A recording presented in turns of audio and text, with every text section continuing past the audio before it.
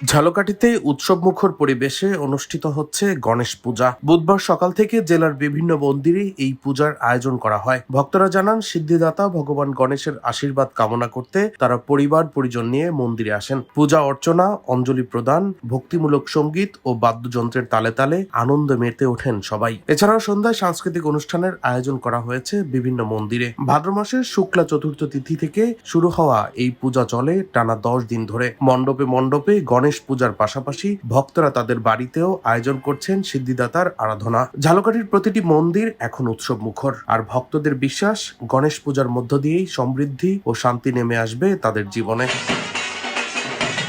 Desk report, Dainik destiny.